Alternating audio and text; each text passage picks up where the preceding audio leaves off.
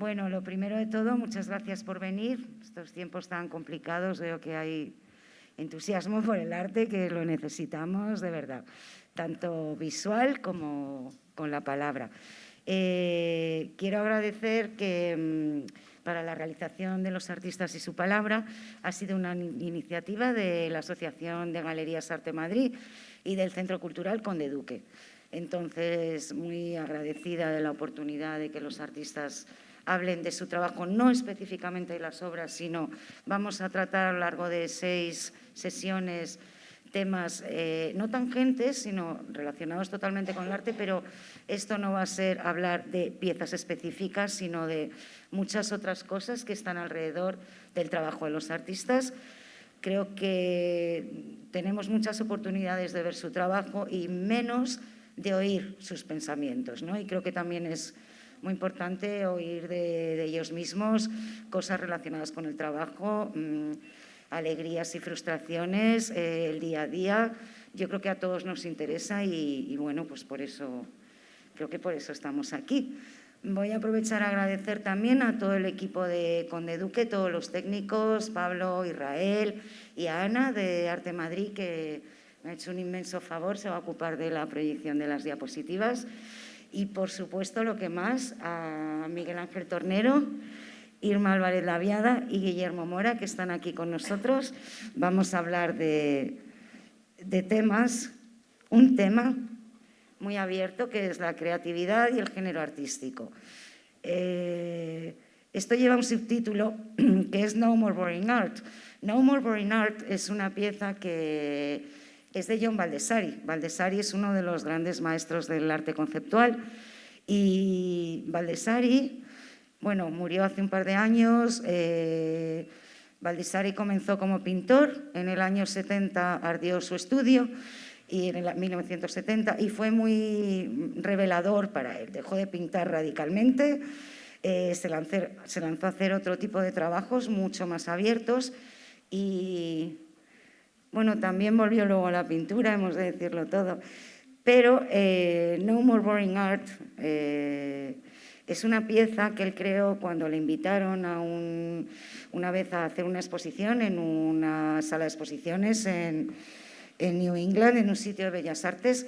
Entonces, él directamente dijo, es que voy a pedir a los estudiantes de la Escuela de Bellas Artes que me llenen las paredes con esta frase, I will not make more boring art, no voy a volver a hacer arte aburrido.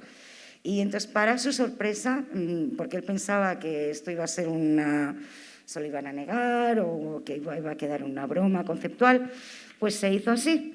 Y entonces esto nos lleva a Baldessari. Quiero resaltar unas palabras suyas porque Baldessari señala que el lenguaje es un sistema de reglas que hemos de seguir para comunicarnos, pero precisamente las reglas, por su origen arbitrario, están ahí para poder romperlas. También ha explicado Baldessari a lo largo de su carrera que la gran mayoría de su trabajo consiste en cuestionar la sabiduría que recibimos desde la escuela.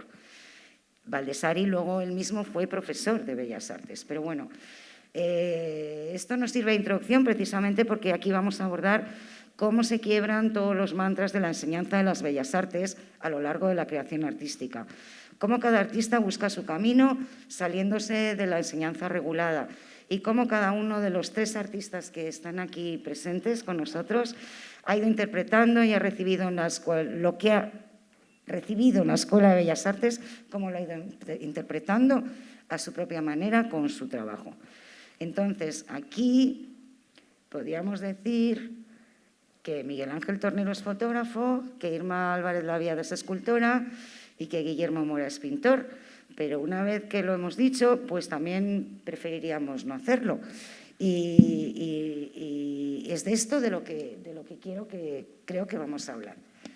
Entonces, ahora yo voy a leer unas brevísimas definiciones del trabajo de cada uno y luego ellos, pues voy a ir uno por uno, y luego ellos me van a decir, si no es que decir sí o no, quiero que vosotros hagáis vuestra propia interpretación, explicación breve de vuestro trabajo, si os parece bien. Entonces, Irma Álvarez Laviada podríamos decir que experimenta sobre la escultura sin límites, a partir de una sólida base teórica fundada en la rigurosa observación previa de los materiales a utilizar, provenientes de la cercanía de su estudio. Entonces, cuéntanos, Irma, ¿qué te parece? Si te define, no te define, y amplía o borra. Bueno, en mi caso, mi formación, yo vengo de la pintura. Hice la especialidad de pintura en la Facultad de Bellas Artes de Pontevedra y es cierto que pasé los primeros años de mi carrera pintando. Tuve un punto un poco de inflexión, podríamos llamarlo como de bloqueo, de replanteamiento de mi propia práctica artística, y entonces en ese momento, que es en torno más o menos al año 2011, surge un poco esta mirada hacia los materiales que están en torno a la práctica artística. Y es ahí cuando me empiezo a fijar un poco más en el material, qué significantes tiene el material, qué posibilidades hay de reformularlos, de rearticularlos. Y yo, para mí, no me defino nunca como escultora, porque para mí siempre permanece una mirada de pintora, en realidad. O sea, es un trabajo de color, de composición, de texturas. O sea, es una mirada muy desde la pintura, en mi caso. Pues muchas gracias. Y ahora, Guillermo, en tu caso, también podríamos decir que Guillermo Mora expande la pintura hacia la escultura y el dibujo, dándole la vuelta y buscando los bordes de este soporte clásico, utilizando el lienzo como un lugar de ensamblaje. Pues sí, he de decir también que tuve una formación pictórica. Yo me formé en la Facultad de Bellas Artes y luego terminé en la Escuela de Arte de Chicago. Si hay un punto de inflexión también en mi trabajo, fue más forzado, en tu caso fue más decisivo, o sea, propio. En mi caso, lo he dicho en muchas ocasiones, en 2005 se incendió el estudio y perdí toda la carrera, y para mí fue un punto de inflexión el ver todos esos, como todo el trabajo, pues por un lado destruido, como que le perdí mucho respeto a la pintura en sí mismo y a la imagen pictórica, a lo que me habían dicho que es lo que tenía que hacer. En ese momento fue cuando yo me fui a Estados Unidos y ahí fue cuando realmente yo empecé a desarrollar mi carrera, que es lo que, bueno, más o menos lo que podéis conocer hasta ahora. Tomé unas directrices en el que me interesaba mucho el cuestionar la pintura desde su propio lenguaje, cuestionar sus protocolos, las maneras de hacerse, por qué nos educan a hacerla de una manera y no de otras. Y empecé a verla también no solo como una cuestión, o sea, no como una ventana a un mundo, ¿no?, sino como un objeto físico. Empecé a pensar en la parte corpórea del color, en la idea de la pintura como masa, como una barrera, como una frontera, como un parapeto, como un elemento que es físico y que ocupa un lugar donde estamos nosotros, no solo como una cuestión contemplativa. Y ahí ya pues me metí en un camino pues hacia, bueno, pues fronterizo, ¿no?, con la escultura, con la arquitectura y bueno, y empecé a desarrollar pues este tipo de conceptos, ¿no?, de, pues eso, como te comentaba, de frontera y de un espacio, un lugar intermedio, ¿no?, entre disciplinas y entre procesos artísticos.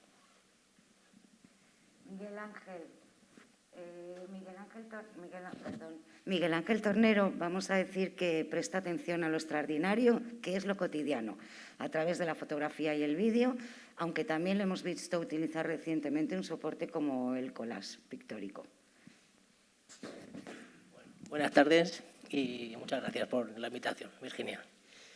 En mi caso, pues yo siempre estoy de acuerdo con lo que diga alguien sobre mi trabajo, porque es una interpretación tan válida como otra cualquiera. Estoy muy de acuerdo, creo, con lo del collage. O sea, el collage es algo que me he dado cuenta, además, con el tiempo, no solo en un sentido de una técnica que se usa, sino en un sentido emocional. Me siento muy identificado con lo que quiera, con lo que quiera que sea que signifique eso del collage, de intentar coser partes de un todo que no se entienden aparentemente o que vienen de sitios de procedencia diferentes, intentar coserlas, intentar que se entiendan de alguna manera, intentar entender el mundo de alguna manera, ¿no?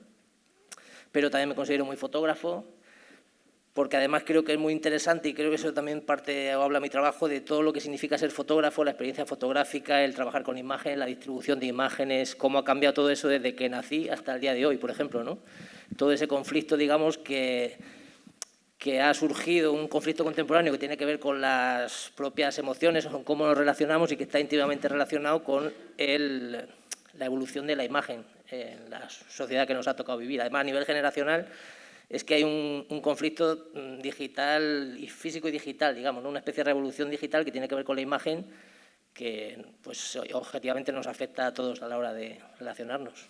Y aparte, pues en un sentido familiar, ya mi abuelo era fotógrafo, mi padre era fotógrafo, en un sentido muy familiar, muy cercano y como, bueno, con lo suficientemente pérdida de respeto como para poder acercarte desde muchos puntos de vista a lo que significa la fotografía. Es verdad que la manera de relacionarme con el mundo y todo eso siempre ha sido, desde hace mucho tiempo, sobre todo al principio, a través de la cámara, ¿no? O sea, esa idea del fotógrafo, o sea, es verdad que lo que puede ser el resultado final de mi trabajo, no sé si puede estar ahí a medio camino, en una especie de limbo entre lo que es fotografía y lo que no lo es, si es que a alguien interesa definirlo o etiquetarlo. Pero es verdad que por muchos años sí me he visto muy relacionándome con el mundo a través de mirar por un visor, que es de alguna manera eso es algo que te da una especie de... es un permiso, una especie de salvoconducto que te da la sociedad para mirar de una manera determinada. Puedes mirar o puedes, no sé, estar el doble de curioso, tener la curiosidad se incentiva el doble. No lo sé, es una especie de pasaporte como para tener, como si tuvieras más licencia para mirar que el resto. A partir de ahí, es verdad que mi trabajo casi nunca es lo que he disparado fotográficamente hablando, pero cuando he usado fotografía, pues me ha interesado. Supongo que me interesa un poco esa idea de, por resumir, un poco de ser libre, esa cosa un poco idealista de cada uno cuando quiere ser artista y se imagina libre, sea lo que signifique eso también. Y creo que, por un lado, la fotografía me ha servido como para canalizar un poco, para ser como una herramienta privilegiada para ver esa realidad y tomar, o sea, como punto de partida. Pero al final lo que me gusta en realidad es poner un poco en jaque todo lo que se supone que es, pues un poco de lo que también estabas hablando, no todo lo que se supone que es fotografía, lo que se supone que es pintura o escultura, bueno, llámale como sea. Veo que, bueno, yo creo que os he llamado por eso, un poco de todo lo que estamos hablando, que es, a ver, suena muy obvio, pero es romper con lo establecido. Yo creo que es una frontera que tienen muchos artistas, ¿no? Y que es interesante. Entonces, en ese sentido, bueno, pues voy a hacer una introducción así. Al estudiar la historia del arte y también Bellas Artes, nos enseñan a analizar formas, estilos, a clasificarlos, a definir por esos estilos a los creadores, a buscar influencias. Y aún así todo, os pregunto, la decisión de usar un medio u otro se toma en base a diversas causas que pueden ser creatividad, necesidad, comodidad, precariedad, o ninguna de las anteriores, o algunas. Entonces, ahora ya vamos a hablar todos más en debate, por favor. A mí se me ocurre que de todo un poco, sí. O sea, es como que tu carrera incluso se va dibujando según las necesidades vitales que vas teniendo en un momento determinado. O sea, nunca hubiera pensado que lo que hago ahora pudiera haber sido fruto de una especie de orquestación de un plan o algo así, por así decirlo. Sí, bueno, básicamente. Entonces, al final es, pues, uno va haciendo lo que puede en la vida en general y le va llevando por unos sitios o por otros.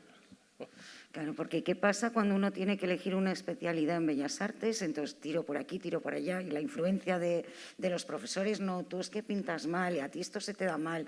Y luego, no sé, luego como el artista, que tú no vas a ser artista y luego es el más grande.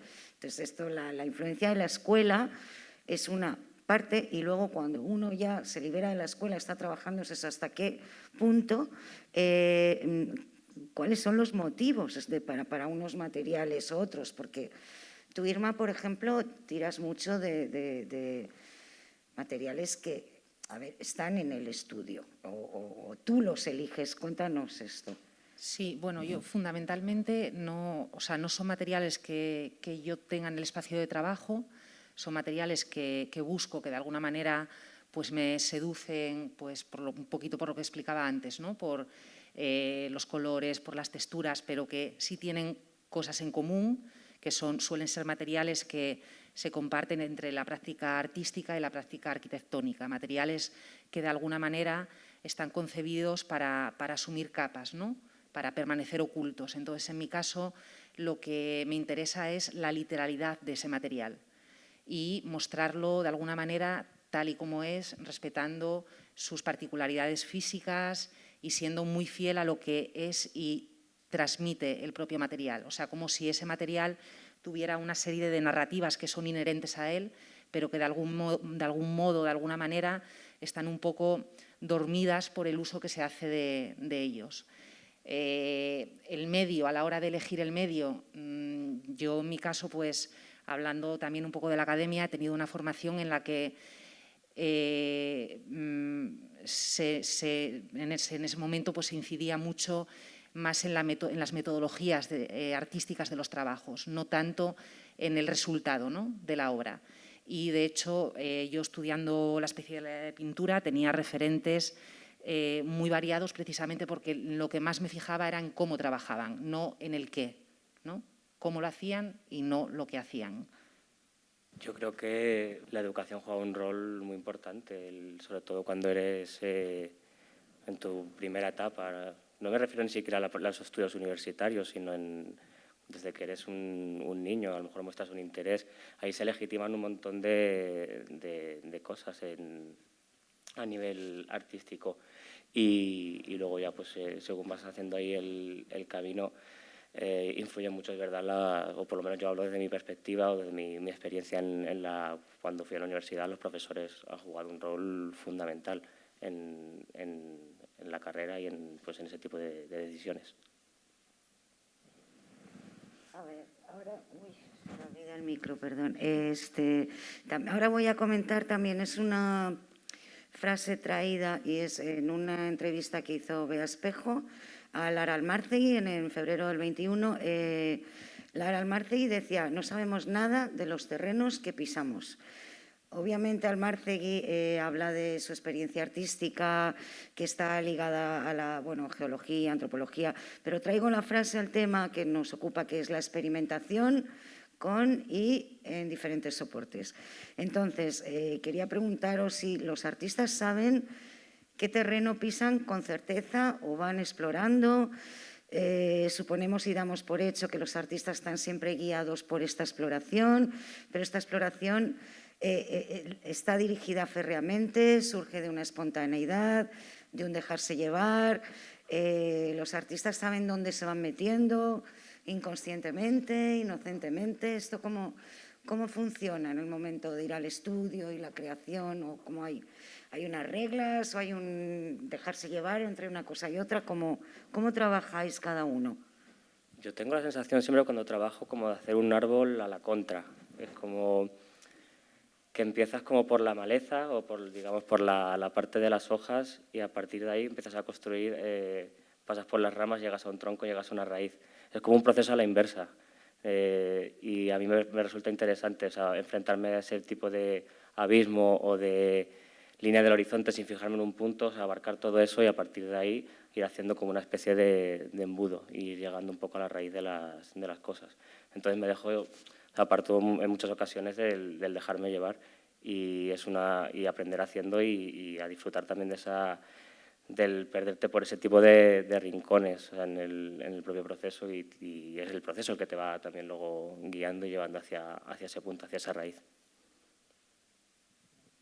Yo me identifico bastante en ese sentido, o sea, con lo que dice Guillermo, te podía contestar exactamente las dos cosas, que no tenemos certeza de absolutamente nada, que no tenemos ni idea del suelo que pisamos, como dice Lara Almarcegui, y por otro lado, a veces tengo la sensación de que sé perfectamente lo que estoy haciendo, y las dos cosas es como que encajarían perfectamente, y eso, lo que pasa que creo que esa sensación así tan contradictoria creo que se da mucho en el estudio, en el trabajo concreto del taller, o tú con la obra, o tú trabajando. Siempre tengo exactamente esas sensaciones tan contradictorias, como que no tengo ni idea de lo que voy a hacer, pero estoy seguro de que tengo algo que contar, no sé cómo decirte. Y eso, en el fondo, es casi un poco tesoro de todo lo que significa el arte. Fíjate, es casi lo que más me interesa de todo el ecosistema que rodea el arte y las pocas certezas que tiene. Bueno, yo estoy un poco también de acuerdo con eso. Es verdad que, de alguna manera, el hecho de estar en el estudio siempre te sorprende, ¿no? O sea, el proceso de trabajo es un poco, bueno, tiene esa ventaja, ¿no? Que es un poco sorpresivo, pero de algún modo quizás tiene mucho que ver con esta idea del pensamiento humanístico como un círculo, ¿no? Que siempre estamos girando un poco sobre lo mismo. Cuando miras un poco el trabajo en conjunto, tienes un poco como esta percepción, ¿no? de que continuamente se gira sobre la misma idea. En mi caso, el estudio es un espacio decisivo a la hora de trabajar. No hay artistas que salen del estudio, que trabajan son capaces, ¿no? de trabajar en otro tipo de espacios. Para mí, el hecho de traerme estos materiales de los que hablaba antes al estudio y que se carguen de un tiempo, también del tiempo de la mirada, de cómo de alguna manera a partir de ahí las cosas se van como articulando, como reformulando, ¿no? Como si el material, cuando te fijas en él, tiene su propio espacio, cuando llega al estudio surge un poco, como podríamos decir, el espacio de la imagen y finalmente, después de ese tiempo de espera, surge un poco el espacio, podríamos decir, de la obra. Tú has mencionado una cosa del círculo y a mí me parece como que me gusta sacarlo aquí o por lo menos incidir en ese punto, porque a veces parece que es como que haces una vuelta y vuelves al mismo punto, pero tú no eres el mismo cuando llegas otra vez al punto, con lo cual todo cambia. O sea, el pensamiento circular, al fin y al cabo, también es evolutivo. Y también, no sé, que a mí, por ejemplo, en mi proceso de trabajo y en la vida incluso, o sea, no creo tampoco en esa idea del proceso evolutivo como una línea hacia adelante. O sea, se evoluciona también en círculo. Por eso lo que decía, porque tú vuelves a ese proceso, pero tú has cambiado. Entonces, tú vas a tener otro punto de vista porque tú eres distinto. Con esto volvemos al tema de que para trabajar en general y en lo artístico también hay unas pautas prefijadas y esas pautas pues están para romperlas, ¿no? Y que de alguna manera es pues voy a ir por aquí, esto por allá. Y entonces esas normas que nos ponemos a la vez sirven para decir, bueno, pues ahora no, me he cansado, o sí que soy rígido, o me lo llevo para otra parte, ¿no? Y como el ir al estudio todos los días, es el estudio como un lugar de inspiración, de trabajo también, ¿no? O sea que quizás… Bueno, voy a ahora mencionar a una frase de Rosa Queralt, que ella decía, no existe ninguna idea sin un soporte que lo sostenga. Entonces, el debate sobre los soportes artísticos ya queda un poco obsoleto y aún así, ya hemos mencionado antes cómo necesitamos catalogar y tenemos una necesidad de decir, pues artista, videoartista, pintor, escultor, estas pautas prefijadas, pues a lo mejor son molestas a veces, ¿no? ¿O cómo lo sentís vosotros? Yo no entiendo muy bien cómo una sociedad comprende una lavadora secadora y uno no entiende que pueda ser dos cosas a la vez también. De verdad, no lo entiendo, me cuesta mucho porque somos una sociedad que hemos interiorizado una cantidad de objetos multifuncionales, que son 1000 cosas a la vez, y están totalmente aceptados e interiorizados. O sea, te digo la lavadora secadora un poco como una coña, ¿no? Pero que son 1000 cosas las que nos rodean. O sea, tenemos robots que nos hablan, nos ponen música y nos pasan nos limpian el suelo. Y están ya dentro de nosotros, de nuestra vida. Y lo que sí me cuesta entender, ¿no? Por parte de la sociedad, que no se comprenda, ¿no? Que una persona, un artista pueda moverse en 2 terrenos, en 3 terrenos, y esa manera también como de clasificarlos, como eres lo uno o lo otro. Pero ¿por qué tengo que elegir? ¿Por qué tengo que enfrentarme ya a esa dicotomía? Yo en el estudio no me enfrento a eso. Yo no tengo que ser lo uno o lo otro, no tengo por qué elegir. Porque me gusta ser lo uno y lo otro, o lo uno en lo otro. Y yo creo que creo que son las figuras de nuestro tiempo. O sea, esa cosa de elegir y de tener que renunciar a todo esto para ser lo otro, no estoy nada de acuerdo. Sí, no sé, yo no sé cómo decir. Hay algo que tiene que ver con la rebeldía, supongo que un poco hablas, y yo en realidad no me considero nada rebelde. O sea, quiero decir, porque si la rebeldía es una especie de imposición, acaba siendo otro coñazo. Y parece que el artista es alguien que está ahí para romper las reglas, para ir más adelante, para no sé, para anticipar las cosas, no sé, a mí esa figura en realidad también me parece un poco pesada. O sea, supongo que soy rebelde en un sentido interno, intuitivo, algo así, pero si tengo la responsabilidad de que tengo que ser el rebelde, el que rompa las reglas de alguna manera, pues también me parece un poco pesado. Entonces, lo de la rebeldía es una cosa un poco relativa, que no sé si entronca con lo que venía contando Guillermo, pero sí quiero decir que ese papel a veces del artista como el que, no sé, pone las cosas patas arriba. No es que no esté de acuerdo, porque generalmente suele pasar, pero yo, digamos que me acerco a eso, que es fácil que vaya a pasar, esa especie de darle la vuelta a las cosas de una manera bastante serena, como si fuese natural, de alguna manera. No sé si me voy un poco de donde andamos, pero me Bueno, apetecía yo creo contarlo. que sí, entre el artista académico y el rebelde hay un amplio espectro, ¿no?, enorme, y tampoco hay que catalogarse en un lado y en el otro. Y es bonito tener parte de unas partes y de todo, ¿no? Un poco. Pero sí, y luego, si no, mejor que te conozcan por tu trabajo, ¿no? También, aunque hay que hablar. Ahora quería preguntaros también, precisamente de cara al público, ¿es el artista responsable de lo que vemos o el propio espectador toma sus decisiones, interpreta la obra de una manera o de otra? Y en ese sentido quería preguntaros si cuando estáis trabajando y estáis desde el principio al final de una obra y se toma, ya está terminada, ¿contáis con el público? ¿Contáis qué va a pensar la gente de la pieza? ¿O nunca en el estudio estáis pensando en el público?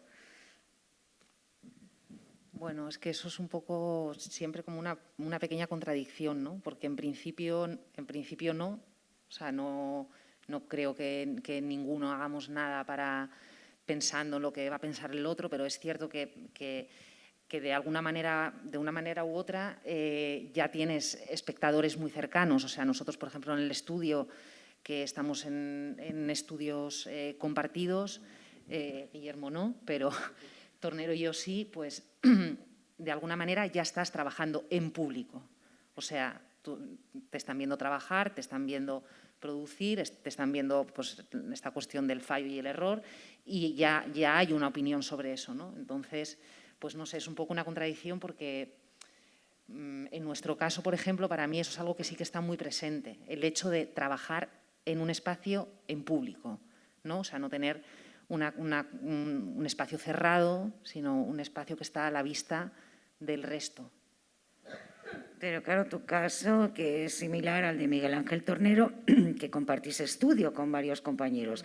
Ahora Guillermo Mora trabaja solo de la mañana a la noche y no tiene este público, que encima son compañeros de trabajo, que pueden dar opiniones, pueden ayudar, pueden apoyarte, pueden decirte, oye, vas fatal. Es un contraste inmenso. Entonces, dinos tú, Guillermo, si cuando tú trabajas estás obsesionado con tu pieza o estás pensando, ¿y qué pensará luego cuando yo la enseñe? ¿Cómo será? ¿Se convierte en otra cosa o sigue siendo, no sé? Es que sabes que la obra va a ser autónoma. Una vez que la sacas fuera, ya no depende tanto de ti.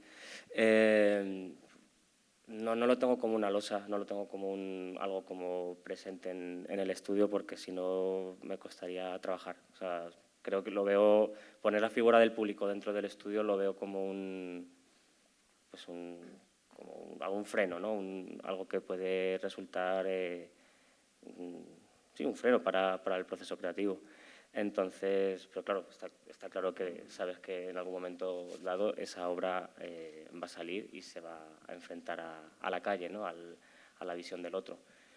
Pero no lo tengo muy presente en el estudio. Es verdad, tengo un trabajo, como tú dices, solitario. Últimamente no, ahora hay 2 personas trabajando conmigo que están aquí además, pero bueno, por una cuestión también puntual, por una futura exposición. Pero sí es verdad que el trabajo pues, en solitario en el estudio, al final me considero que estoy yo. O sea, no yo y todo lo que está sucediendo fuera o lo que me espera fuera. Yo creo que es que también pasa por fases el propio trabajo, ¿no? Creo que cuando empiezas, el momento más primitivo del proceso, creo que casi no piensas ni en ti mismo. Por lo menos a mí me gusta esa idea de dejarme llevar, quiero decir, de casi de verdad eso de ir un poco a lo desconocido, no sé cómo decirte, a lo desconocido no piensa ni en ti ni en quien lo va a, no sé, una cosa casi mística que no sé, sabría explicarte, ¿no? Pero enseguida que la cosa va tomando forma o vas tomando algún tipo de decisiones, pues primero piensas en tu, bueno, inevitablemente supongo que piensas en tu trabajo, es una especie de negociación permanente, pero me parece, o sea, claro que se piensa también no en otro como en otra persona, en un espectador, porque al fin y al cabo es toda una especie de engranaje. El arte es un engranaje, tal y como funciona, ¿no? O sea, yo no lo voy a hacer para mí, lo voy a hacer para alguien. Es verdad que no lo tengo permanentemente presente, o sea, me lo tengo que creer yo para que eso tenga un filtro y vaya a otro lado, pero bueno, va a ser un diálogo, al fin y al cabo alguien lo va a recibir, ese alguien va a interpretarlo y, o sea, no va a ser una cosa estrictamente para mí. Entonces, creo que según va evolucionando el proceso creativo, va entrando más va tomando más peso, digamos, terceras partes, o algo así. Yo fíjate, lo veo al revés. O sea, cuando más me voy metiendo en el me voy sintiendo cada vez más solo. Para mí el acto más solo es cuando inauguras, cuando abres la puerta. Me siento súper solo siempre. Yo creo que es como sacas todo aquello ya y es cuando realmente lo sacas a la luz. Por eso también yo creo que la diferencia entre trabajar solo y trabajar con gente, porque tú puedes estar haciendo tu propuesta, pero siempre puede haber alguien que te diga, La escena física, sea lo que tú sientas dentro, es que tú estás ahí y va a ir un montón de gente a verte, con lo cual tú estás atendiendo a esa gente, la tengas en cuenta o no. Pero la escena es que físicamente es esa, no estás solo, estás exponiendo para mucha gente y estás abriendo la galería a mucha gente. Entonces, tú puedes interpretar de una manera, pero físicamente, hermenéuticamente es una cosa. Claro. Hay gente que entra a verte y va a verte. Bueno, ahora vamos a hablar de los materiales que utilizan los artistas. Y en vuestros casos concretos quería preguntaros una cosa tan simple como qué afinidad y afectividad tenéis con ciertos materiales, y quería que cada uno me dijera con qué materiales trabaja más a gusto y con qué materiales estáis trabajando ahora. No me refiero a piezas, sino materiales. Pues a día de hoy te diría, me siento muy cómodo trabajando con cartón, me encanta el cartón, pero creo que además lo mío tiene mucho que ver con, según la serie, el proceso, el proyecto que tenga entre manos, y además al final los materiales se vuelven muy importantes porque es como que, viéndolo así con distancia, al final es como si fuesen diferentes reglas de juego según qué proyecto que tengo entre manos, y al final los materiales casi hay un momento en que mandan, ¿no? Que una vez que tú ya has decidido cuál va a ser el uso o qué protagonismo van a tener los materiales en el trabajo, al final tú lo que haces es intentar entenderte con ellos y ellos de alguna manera hasta tienen cierta independencia o algo así. Entonces, pero hay algo que a mí me gusta mucho de algo que sea algo que piense que todo el mundo tiene acceso o algo así. Y me gusta de alguna manera materiales poco nobles, por así decirlo, pero o sea, algo bastante que tiene que ver con lo doméstico, aunque después también se convierta en otra cosa. Tú un poco has contado antes, Irma. Pero... Sí, he contado y coincido un poco con Tornero en esta cosa del material poco noble, ¿no? O sea, yo trabajo fundamentalmente con madera de M, que es la cosa más sucia y tóxica que existe, creo, y con las espumas de insonorización. Y bueno, pues es eso, es una reformulación, como una rearticulación del material, y como hablabas antes del soporte, como al final para mí es casi lo mismo, ¿no? El material y el soporte. Pues yo ahora estoy trabajando en el estudio, bueno, estamos trabajando, con unas piezas de papel que van luego separadas, bueno, divididas o atomizadas, porque son cachos minúsculos de papel, que recubren unas estructuras. Entonces, bueno, estoy haciendo una nueva producción que ya veréis en abril. Pero sí es lo que estoy trabajando ahora mismo, es un material como tan simple como un papel de embalar que va pintado y va luego dividido en minúsculas partes. Sí, es que sí que habría conexión, ¿no?, entre nuestros trabajos, ¿no? Un poco sí que habría conexión, me da la sensación, pensando en voz alta sobre el trabajo de cada uno en ese tipo de materiales. Bueno, sí, no sé, no lo que pensaría como material noble, por así decirlo, pero sí que también me da la sensación que sí que hay una especie de trascendencia de lo que supone ese material o algo así. Bueno, eso, pensando en voz alta, pero que sí que veo una conexión en ese sentido entre el trabajo, el proceso de trabajo o, bueno, los materiales usados en el trabajo de los tres, creo. Sí, al final el material, bueno, es la visión que tú le das. O sea, que yo creo que ahí es donde está un poco también el acceso a los materiales los tenemos todos. La cuestión es cómo, o sea, qué visión tienes tú sobre él y qué te aporta a ti y qué le aportas tú también a ellos. O sea, qué nuevo punto de vista le puedes dar para que aquello trascienda más allá de lo que es. Claro, es que cuando lo has dicho me ha venido a la mente un trabajo estudio de capas de papel, quiero decir que al final es partir de algo muy básico, o esto incluso de los cuerpos de los adhesivos, ¿no? de los rollos de adhesivo, que se convierten objetivamente en otra cosa que se le da una potencia, es como ver todo desde otro punto de vista muy interesante. Y para mí es donde coge un poco la importancia el material. Sé que hay mucha gente que le interesa trabajar con el material y que se siga viendo como tal, pero a mí ese punto mágico, ¿no? de trabajar con un material y que siempre surge esa pregunta de ¿qué es esto? Hay un punto ahí como de alquimia, ¿no? Como de esos talleres, ¿no? del medievo, ¿no? en el que la química y la pintura se juntaban para generar cosas súper nuevas y ese tipo de cosas que suceden en el estudio con materiales como muy cercanos que de repente con un simple clic, con un simple gesto trascienden más allá y empiezan a no solo hablar de su dimensión física, sino simbólica, ¿no? Pues creo que para mí es importante y creo que es una gran parte de nuestro trabajo. En este sentido, yo veo que en vuestro trabajo exploráis los materiales, los soportes hasta el límite, pues tú lo estás haciendo con varios soportes, pero ahora, por ejemplo, es muy característico tus capas de papeles rasgados, como estamos viendo aquí ahora, Tornero con también papel fotográfico, los útiles fotográficos, Irma con los materiales de embalaje de obras de arte. Entonces, quería preguntaros si uno se ve al final repitiendo gestos, te avisa la cabeza de hasta aquí he llegado con este soporte, el camino creativo llega a estar marcado por los materiales. ¿Cómo funciona esto? ¿Es que ya no puedo más de esto o quiero seguir o el mercado me lo pide? ¿Cómo es esto cuando dices que no puedo más con el cartón, por ejemplo? ¿Qué pasa? ¿O no? En mi caso yo te diría que, viéndolo también con el tiempo, trabajos que he ido haciendo, casi no me arrepiento, pero veo que siempre tenía todavía mucho más potencial del momento en el que se supone que lo he dejado, porque yo verdaderamente casi nunca dejo nada, después tomo, retomo, o sea, en ese sentido soy muy, no sé si es caótico, pero es verdad que no tengo la sensación de estar trabajando en un proyecto, ese proyecto se acaba y no vuelves a tocar eso que venías trabajando, ¿no? Pero sí, y precisamente cuando tengo la sensación de que hay un potencial que no aproveché lo suficiente o que tiene otra vuelta de tuerca o que ahora con lo que he aprendido durante ese tiempo o con lo que la otra persona que soy, como decía Guillermo, en este tiempo, pues me puedo acercar a ese propio material desde otro punto de vista que lo enriquezca más y enriquezca esa serie, digamos, que no se terminó o el carácter de ese proyecto, ¿no? Eso es algo que además me gusta que sea así. Entonces, no, más bien es como que no doy tiempo a cansarme de los materiales. A lo mejor, más bien los dejo un poco ahí, no sé, a veces. Y además por la naturaleza de mi trabajo o por la propia contradicción de los que trabajamos con imágenes, de ese paradigma, digamos, de lo físico, lo digital que comentaba, de pronto puedo estar trabajando con Juan en un filtro de Instagram o puedo estar en el estudio trabajando con cartón y pintura y óleo y lo veo totalmente compatible y creo que estoy hablando de lo mismo. Bueno, en mi caso eso es siempre una cosa que yo me cuestiono mucho porque además yo trabajo como con esta cuestión también un poco de la serialidad.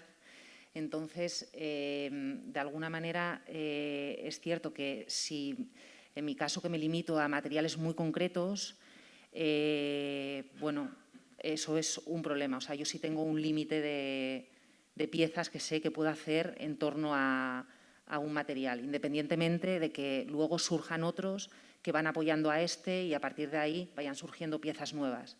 Pero a mí, en mi caso, sí es una cosa que me obsesiona porque ya parto como creo que de una posición un poco limitada. Es casi como si fuera una regla de un juego. O sea, vale, ¿qué puedo hacer solamente con esto y con esto?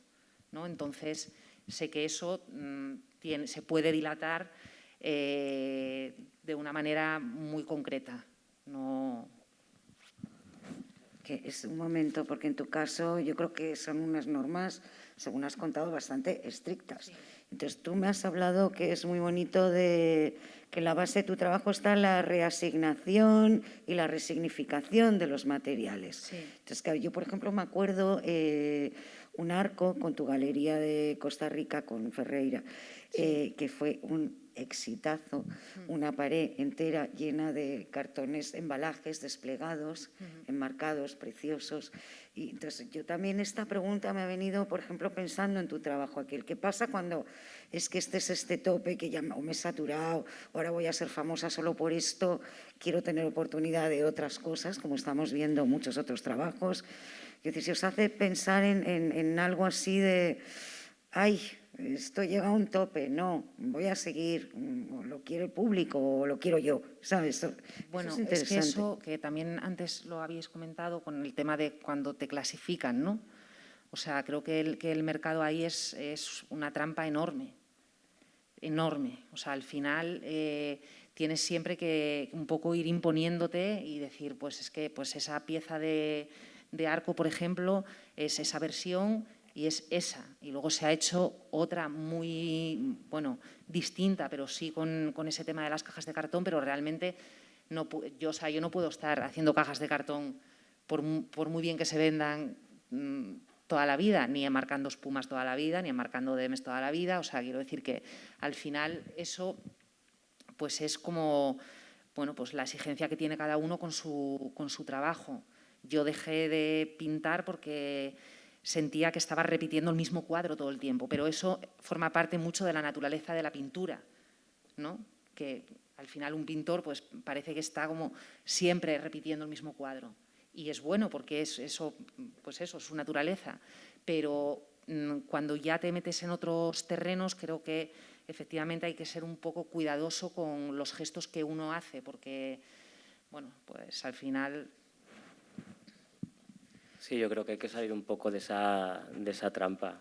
Yo puedo decir un caso en 2013, cuando gané el Generaciones, el de Caja Madrid, y empezabas a escuchar, ¿no?, como de, tú eres el que hace esto. Es como, no, mi trabajo es mucho más amplio, o sea, yo no hago esto solo.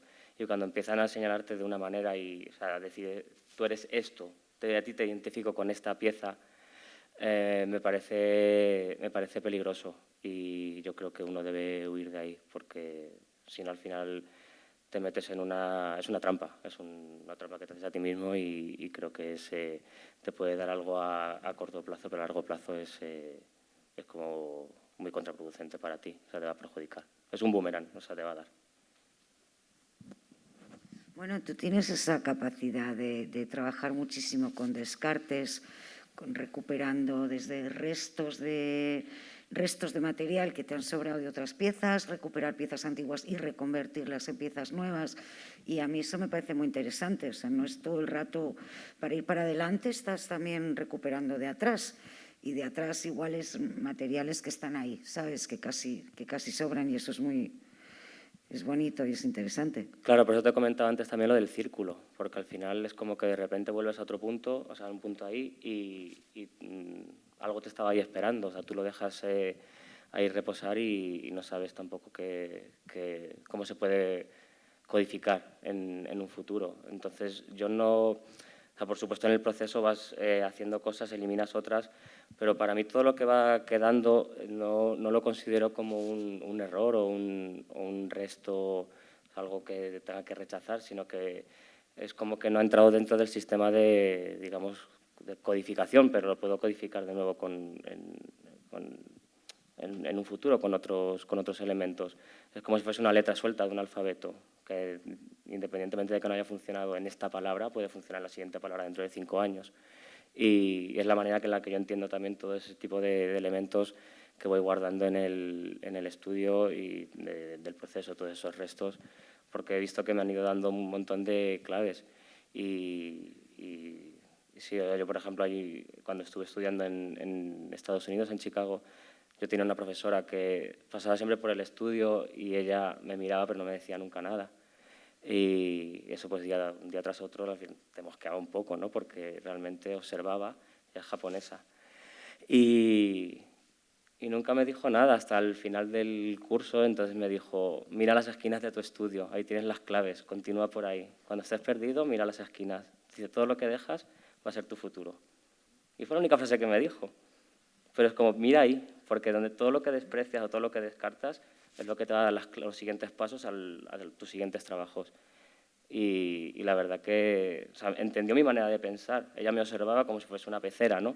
A ver qué hace y cómo se comporta dentro de ese espacio. Y es verdad, tuvo toda la razón y es lo que hago.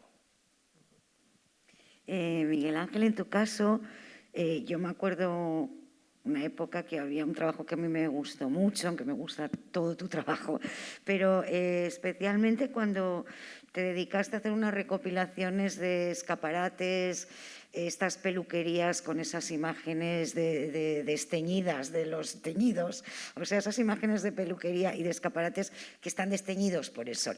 Y tú recopilabas, guardabas, se convertían en obras tuyas.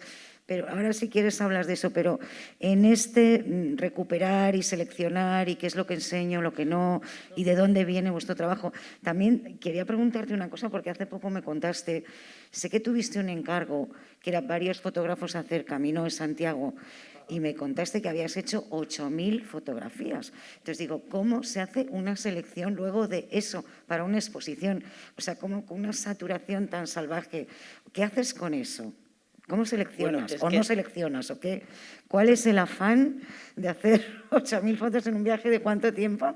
Cuéntanos. Pues 10 días o así, pero 10 días solamente fotografiando. Es que precisamente hay casi, es un proyecto que he hecho hace poco, que es Nicolás Combarro, el comisario, y sigue todavía está por ciudades se proyecta en contenedores de barcos, digamos, es un proyecto que al final se ha vuelto un proyecto público, por lo menos no se pone en una sala, sino que se pone en un espacio público.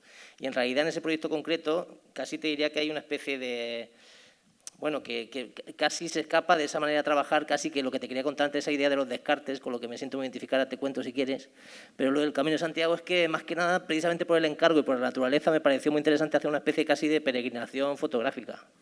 O sea, casi quitándome, o sea, una especie casi de fotógrafo en ese sentido más antigua usanza de ir con una cámara a ver qué pasa, de esa especie de dejarse, bueno, pues eso, de salir a fotografiar sin saber exactamente qué. Entonces, las 8.000 fotos al final es que se hacen muchas fotos en un día, si estás dedicado solo a hacer fotos, o sea, no sé si son 8 o cuántas son, pero es verdad, puede ser que te dijera, pues creo que tengo 8.000 fotos ahí que mirar, pues es verdad porque en ese caso la regla del juego lo que me había propuesto era algo muy austero, en muy antigua usanza de un fotógrafo que quiere contar una historia, que es esta bueno, pues una visión concreta del Camino de Santiago y en realidad el Camino de Santiago es algo que, o por lo menos tal y como yo lo tomé, me parecía interesante esa especie de acumulación de días, de pasos, de horas, pues en mi caso, de fotos, ¿no? Al final es algo que se hace en el tiempo, que alguien va más o menos, bueno, que necesita una especie de acumulación de muchas cosas en el tiempo. Entonces, pues un fotógrafo,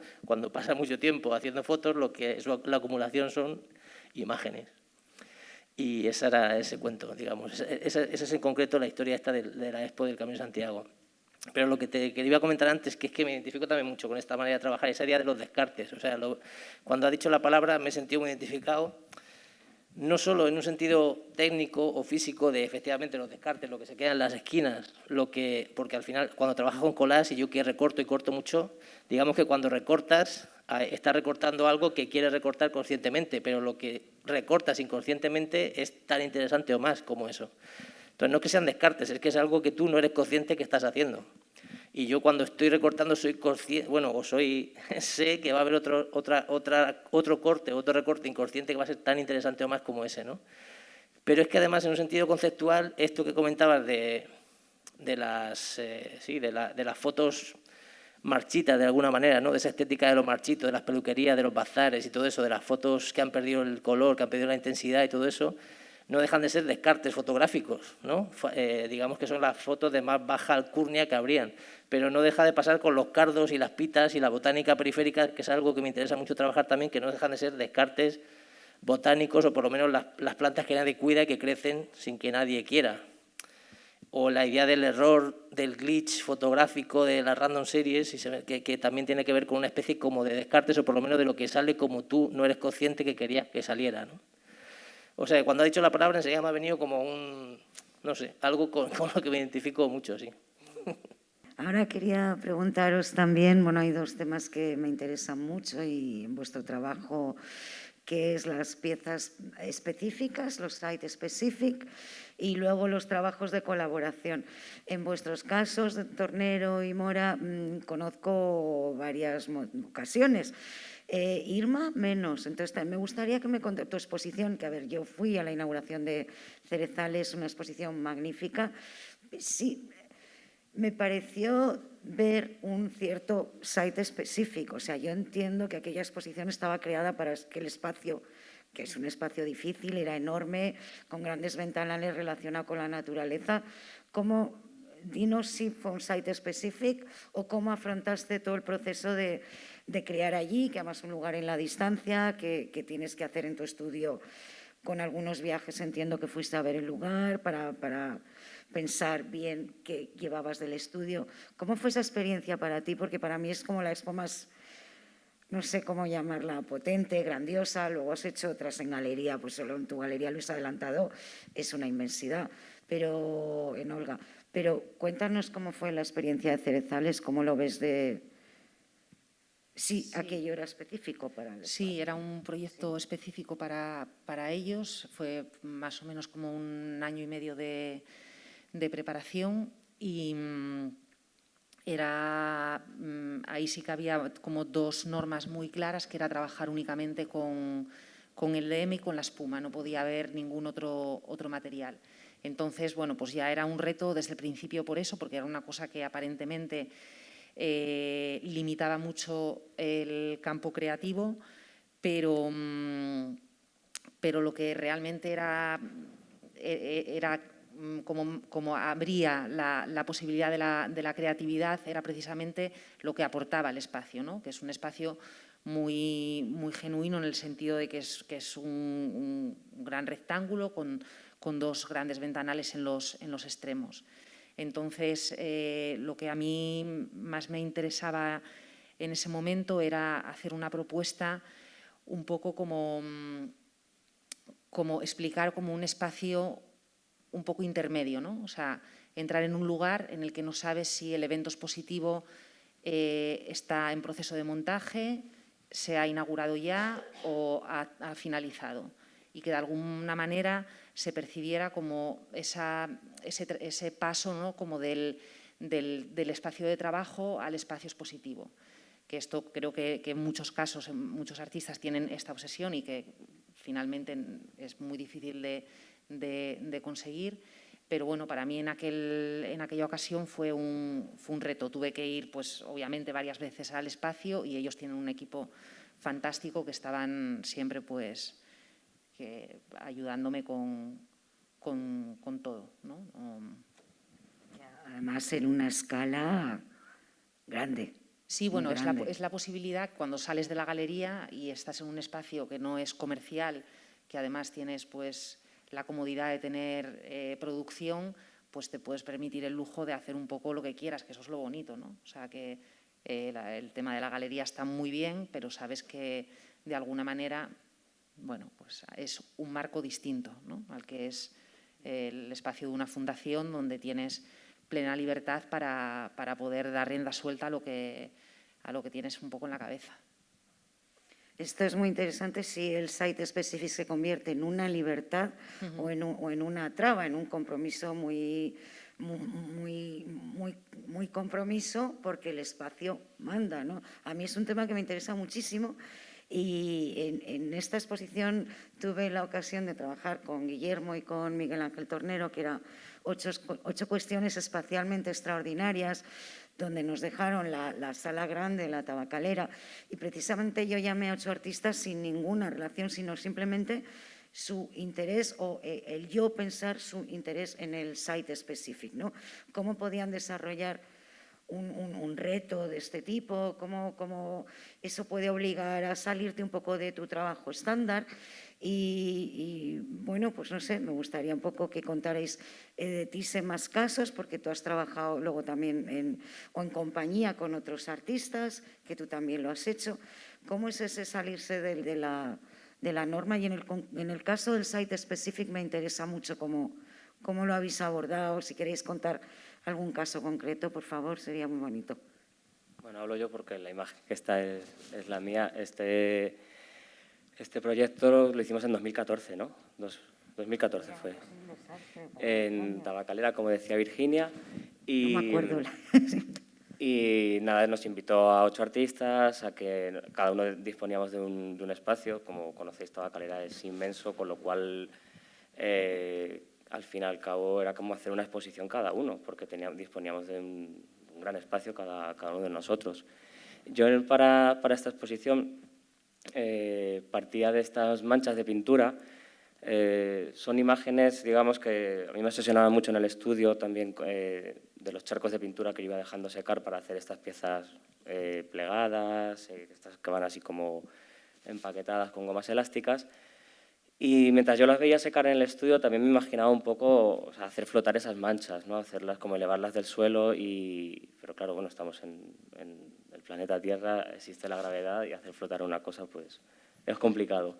Pero sí quería generar esa sensación en la sala, generar ese tipo de charco que flotase, que se elevase, y pensé en anclarlo a la arquitectura, de tal manera que podían cruzar como de una columna a otra. Pensando también en ese plano horizontal, que me funcionaba también como una barrera, como os he comentado antes, que es uno de los ejes también de mi trabajo. Esos charcos estaban encajados entre columna y columna, te impedían pasar hacia el otro lado. Y aparte también para mí era un guiño, ¿no? La pintura no se desprendía del muro. O sea, digamos que históricamente la pintura siempre ha estado colgada en vertical, y yo lo que me planteaba también en estas piezas era el colgarlas de la arquitectura del lugar en horizontal. Pero claro, al hacerle ese clic empezaban a funcionar totalmente como una barrera y un parapeto, y generaban pues como una dinámica muy distinta en la sala. Y eso es un poco lo que desarrollé. Yo en mi caso le tengo mucho cariño a esa exposición, la recuerdo muy bien, estoy muy agradecido además, porque a veces, o sea, yo creo que, bueno, quiero decir sí, porque precisamente por esa, no sé si esto que hablamos antes de la fotografía, que un fotógrafo se supone, vamos a suponer, mucha suposición, ¿no? Pero vamos a suponer que son imágenes bidimensionales. Esa idea de que un fotógrafo haga site specific, digamos, no está tan considerado, y a mí me encanta ese hecho de enfrentarme a espacios concretos e intentar dar soluciones a espacios concretos. A mí en general me divierte bastante. Y en este caso, pues era, bueno, sí, en este caso, bueno, este también es en Salamanca, es que hicimos casi una especie de continuación de esa... Esta es la de Salamanca, sí. Pero sí que sí que en este caso la idea es una serie que se llama Fotofobia, que curiosamente se volvió muy escultórica cuando todo lo que sucede tiene mucho que ver con la fotografía, ¿no? Y todo, o bien son, pues, bueno, generalmente son materiales fotosensibles o reflectantes, digamos, siempre, digamos, elementos que están totalmente, siempre están reaccionando a la luz, digamos, y había un paralelismo entre la foto. Hay algo que a mí me interesa mucho de la fotografía, que es como tomarlo como algo vivo, de alguna manera, ¿no? Todos estamos muy acostumbrados a que la fotografía es algo que, en principio, hace ya muchos años, pero era un instante, ¿no? Tomar un instante y congelar el tiempo. Después era congelar el tiempo en impreso, digamos, en un sentido impreso era que hacías una copia, esa copia tenía que estar el máximo tiempo posible, bueno, pues bien conservada, ¿no? Y a mí me gustaba en este caso jugar más bien a la contra, pues con esa idea de los descartes fotográficos, las imágenes que estaban, eso que hablábamos antes de imágenes marchitas de peluquerías y de mercerías y todo eso. Y por otro lado, la idea de la goma espuma, por ejemplo, o sea, bueno, no sé si lo que se está viendo, pero bueno, jugaba mucho con el material, con el papel fotográfico, químico tradicional, velándose sin pararlo y sin fijarlo, digamos, hacíamos ejercicios de radiograma, ejercicios, digamos, decimonónicos en cuanto a lo fotográfico, pero con materiales industriales. Y la apariencia primera de esas exposiciones no es una exposición de fotografía, pero en un espíritu profundo todo lo que está sucediendo ahí es muy fotográfico, en el sentido de que todo el rato hay reacciones a la luz, a los estímulos de la luz y a cómo se va desarrollando la cosa, sí. Muy interesante. Bueno, llevamos una horita y como a mí me interesan mucho las palabras de los artistas, pues también traigo aquí alguna cita y vamos a hablar de la artista June Crespo. Bueno, vamos a citar unas palabras que ella dice, que las he traído y veo que resumen muy bien mucho de lo que se ha comentado aquí, que por ejemplo ella dice: Los accidentes forman parte del proceso creativo. Me interesa ese extrañamiento, ese desplazamiento que sufre el punto de partida para convertirse al final en otra cosa, donde la escala y las cualidades materiales se imponen. Entonces veo que hemos hablado de cosas como si es importante dejarse llevar a través de los materiales que utilizamos en el trabajo, dónde está el control y dónde empieza el descontrol, si una cosa no anula la otra.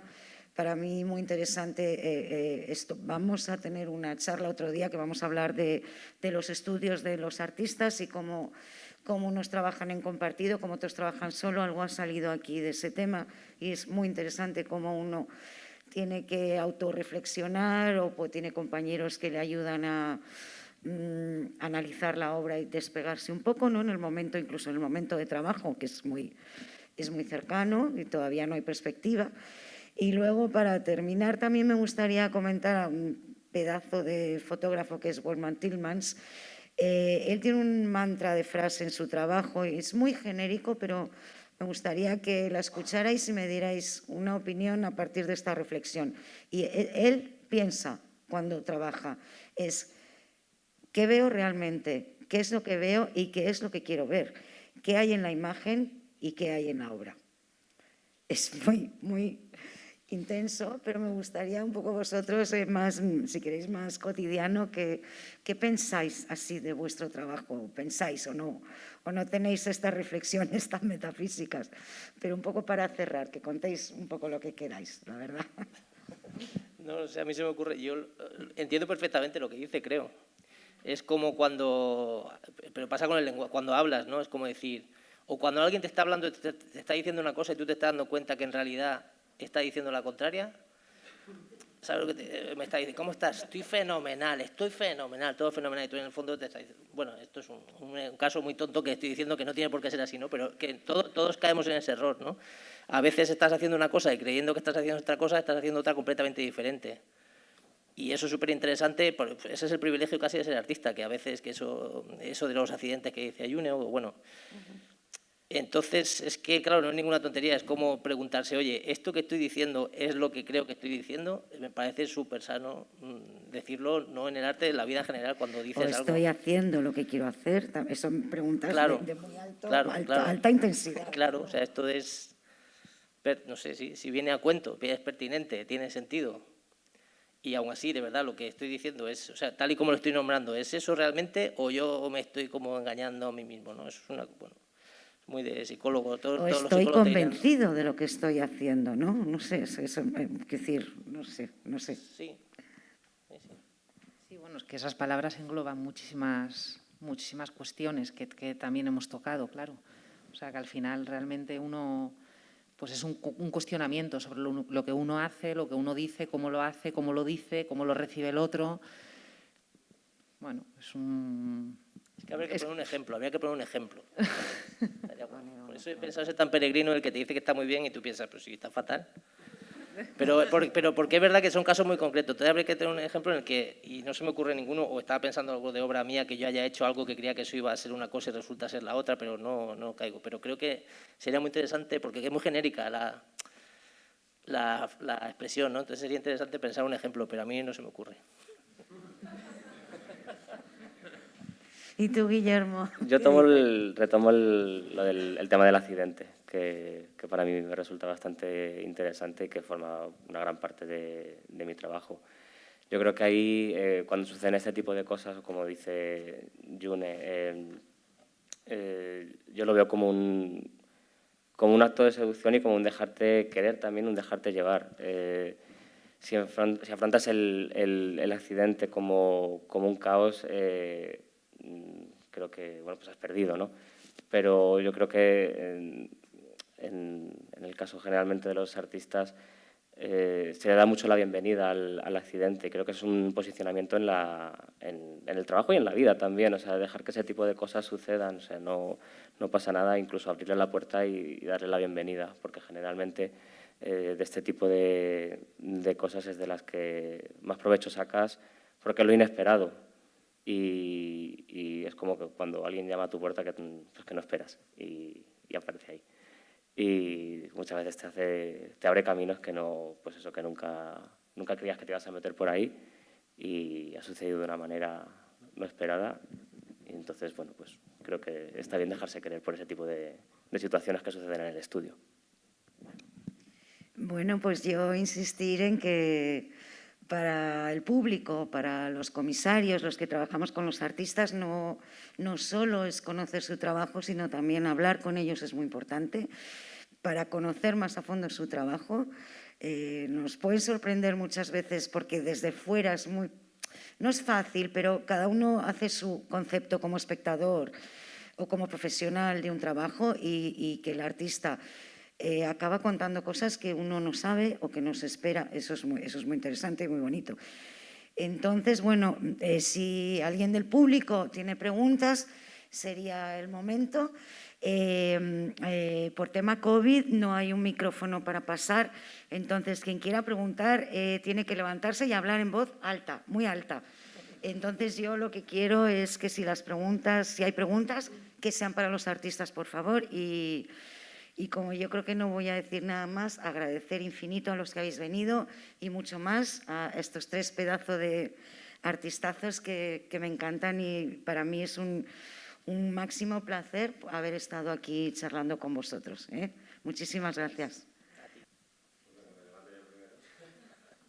Bueno, muchas gracias a los 4, pero hablo para allá, que no lo escucháis. Bueno, como ha comentado Virginia, estos encuentros que van a durar 6 meses se organizan desde Conde Duque y desde Arte Madrid. Y dentro de esta charla de No More Boring Up, os quería preguntar, hemos hablado un poco de instituciones, ¿no? De cómo también afectan a la propia creación. Yo creo que desde las galerías de arte, es mi forma de verlo, en los últimos años se está ampliando y la concepción de galerías se está ampliando también, ¿no? Como sala de exposiciones. ¿Hasta qué punto vosotros la experiencia que habéis tenido con las galerías de arte con las que trabajáis han sido también de alguna manera facilitadores, o de alguna manera también la forma de trabajar, algunos casos es de, oye, todos tenemos que pensar también en la venta de la obra, y ciertas instalaciones que sí que hemos podido ver en grandes centros culturales no se pueden tener en galerías de arte? Particularmente creo que últimamente las galerías, o por lo menos las de Madrid, se están abriendo muchísimo a una experimentación bastante mayor. A ver qué opináis. No sé. Yo... Es como lo de la frase de antes, habría que poner ejemplos concretos. Sí, yo sí tengo una opinión, respecto a las galerías con las que trabajo. Nunca he tenido un impedimento en las propuestas, nunca.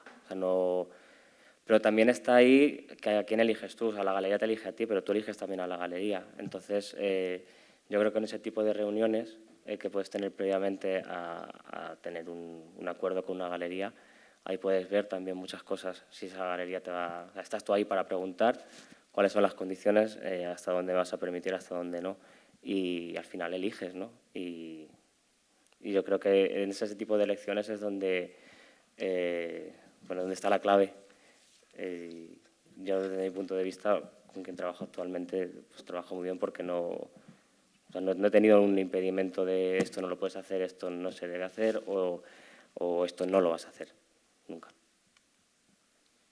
Yo en ese sentido no he tenido impedimento nunca, y lo que pensaba más como una respuesta lo que me parecía como más grande en cuanto a la propuesta es que creo que cada vez se van a ver más desde galerías o de instituciones privadas exposiciones casi institucionales. Pero es que eso, igual que es muy buena noticia, también creo que tiene sus partes, no sé si contradictorias o más peligrosas, en el sentido de dónde creo que va el mundo en general y el mundo del arte en concreto, que es a galerías muy potentes, multinacionales, casi, y hay una especie de clase media que se va extinguiendo, a la que creo que pertenezco, y que al final, y esto es muy exagerado lo que voy a decir, pero al final va a haber una especie de momento en el que casi tengas que elegir si eres rico o pobre. Entonces creo que van a haber exposiciones buenísimas. Eso no se elige. te viene y te jodes, básicamente. Quiero decir, muy buena noticia, de luego, que hayan...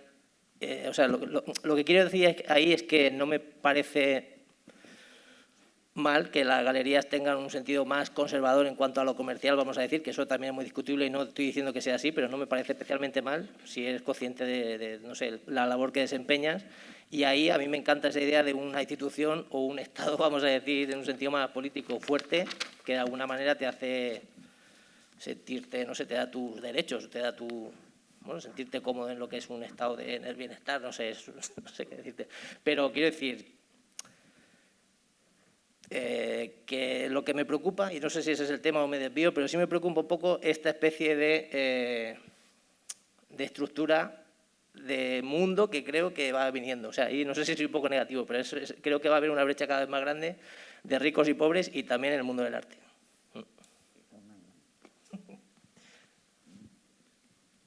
Yo nunca he tenido problemas ni nadie me ha dicho no hagas esto porque estamos en una galería, pero yo creo que a veces sobran un poco las palabras. O sea, hay ciertos acuerdos que aunque no se digan están ahí y uno sabe perfectamente un poquito hasta dónde puede llegar.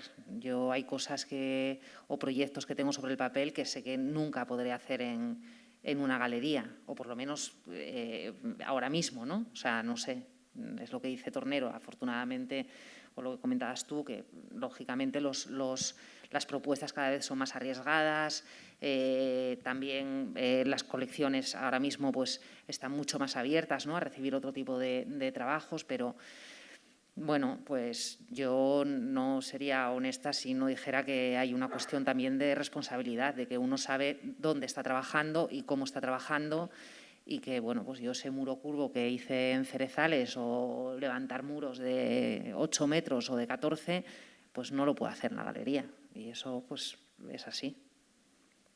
Pero también por la parte arquitectónica, porque en general las galerías... No, yo por ejemplo, sí, pero en mi caso, Luis ha adelantado en Valencia, que puedes levantar un muro, o sea, porque tiene como una especie de patio, ¿no?, central, ahí un poco raro.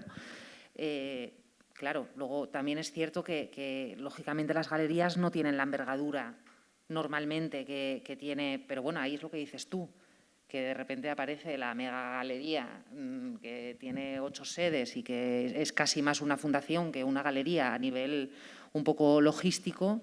Porque es buenísima noticia eso, o sea, no estoy, o sea, me parece muy buena noticia eso, solo que, bueno, hablamos entonces de sostenibilidad, que es otro término muy contemporáneo, ¿no? Pero que, o sea, no es que tenga nada en contra de las grandes posiciones privadas, al contrario. Pero bueno, que sí que es cierto que las galerías también tienen las limitaciones arquitectónicas y físicas que tienen, lógicamente no... Claro, pero tú, por ejemplo, dices Cerezales, te permitió hacer un muro de 8 metros, pero si quieres hacerlo de 80 tampoco podías hacerlo en Cerezales. Claro, o sea que también siempre va a haber un límite, o sea, que te lo va a dar la arquitectura del lugar. Sí, pero estamos hablando un poquito más de la cuestión esta comercial, ¿no? O sea, de que cuando haces una propuesta, realmente, si hay una limitación por parte de la galería o no... O sea, a mí nunca nadie me ha dicho esto no lo hagas porque no lo vamos a vender. Sí, pero sabemos que se hace. Es Es obvio que se hace.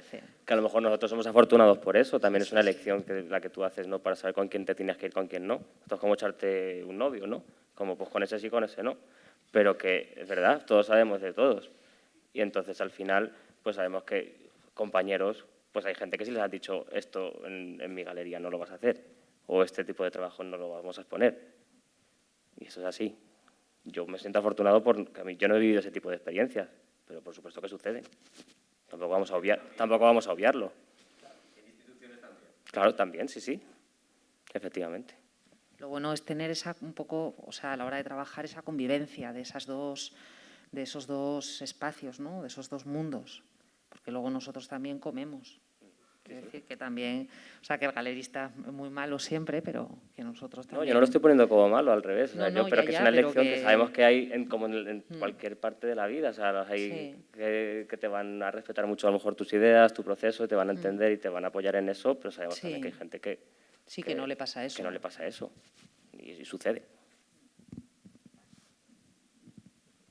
No sé si tenéis más preguntas. Yo lo que veo es que esta pregunta de Javier y que ha seguido da para un debate en sí. O sea que va a haber un día más adelante, que es en mayo, que precisamente por mi interés por parte de los artistas vamos a hablar, se titula Mitos y leyendas del arte contemporáneo, y vamos a hablar de compromiso, fama y economía, y de cómo estos 3 temas afectan a los artistas. Lo haremos con otros artistas diferentes, pero claro, el tema da para mucho y muchísimo. Y porque mi compromiso es hablar con artistas, pero mucho más interesante sería también que hubiera artistas y galeristas para hablar de estos temas, ¿no? Me parece que sería más equitativo, a lo mejor, incluso personas pertenecientes a la institución. O sea, es un debate a todas las partes, yo creo, pero bueno, las opiniones de todos son importantes. Y eso, si hay alguna pregunta más o no sé.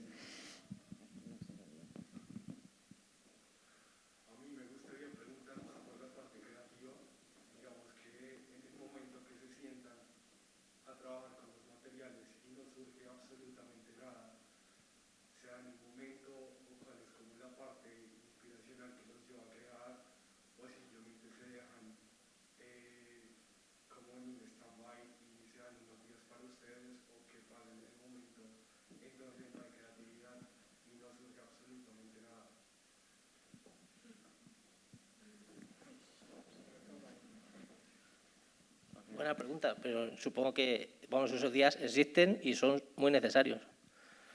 Supongo que hay una parte que es esencial. Lo que pasa es que al final los que contamos son los días en el que sale algo, claro. Pero esos días, pues no sé, como el día que tienes un deseo y no lo consigues, quieres que gane tu equipo y no gana, quieres ir a comprar una cosa y no hay, entonces es frustrante, pero siempre confías en que, insistiendo, eso salga, eso que quieres que salga, algo así. Pero son días, en el fondo, también son un tesoro esos días, también te diría. Si luego tiene final feliz. A ver, la frustración forma parte también de esto, pero de cualquier trabajo, o sea, no simplemente el trabajo artístico, o sea, forma parte de nuestra vida. Entonces uno tiene que lidiar también con esa parte del sentirte en un momento pues, esto es un fracaso, esto es una birria, esto no funciona. Pero bueno, yo creo que si hay una cosa, si puedo destacar algo del sector, ¿no?, de los artistas o tal, es la tozudez, ¿no? Es como la obstinación, como que muchas veces es como hay mucha persistencia en eso y como mucha insistencia, ¿no? Cuando tienes un interés en algo y en que sepas que estás fallando, insistes en ello porque al final sabes que le puedes sacar es como, venga, un poquito más, fuerza un poquito más y un poquito más. Y bueno, luego llegas a un punto que no, pero generalmente cuando empiezas a forzar ahí y le das al tornillo y das y fuerzas, algo sacas.